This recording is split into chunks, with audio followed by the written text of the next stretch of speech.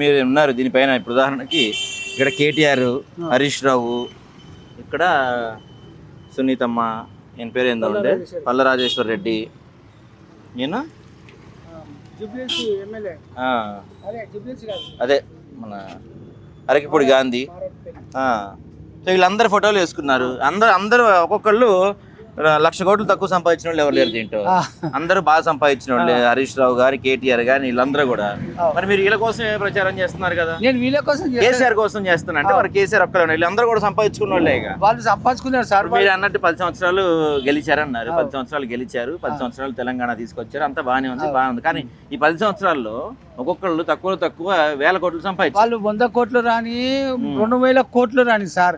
అది వాళ్ళు చూసుకోమడుచుడే, తిని సుఖపడేది కాదు. అది మనము మన సొమ్మేగా తీసుకుంటున్నాళ్ళు. ఎవరి సొమ్ము వాళ్ళకి బాకింది తీసుకుంటారు సార్.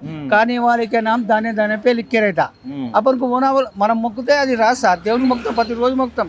నేను లక్పతి కావాలి, నేను పైసని కావాలి, నాకు ఇది కావాలి, అది కావాలి, నాకు ఉద్యోగం రాలి, నా కొడుకు రాలి అంటే వస్తుందా సార్?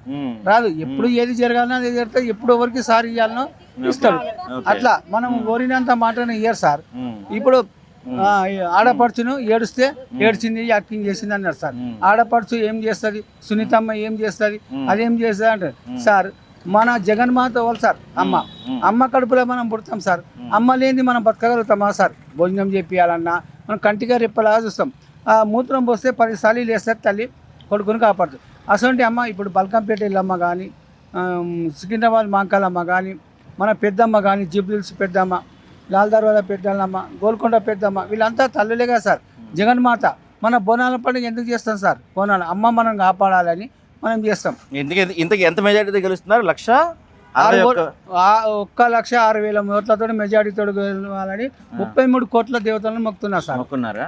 మొక్కుతున్నాం. అయితే నేను కూడా మొక్కుంటున్నా మీ తరఫున. మన జీవితాలు మారాలని, మనం బాగుపడాలని, వేరే వాళ్ళ పార్టీల కోసం ఇలా రోడ్ల మీద కష్టపడకుండా తిరగకుండా మన జీవితాలు కూడా మారాలని మీ తరఫున నేను కూడా అదే 33,000 కోట్ల దేవతలను అదే సార్. మన జీవితాలను మారాలని సార్.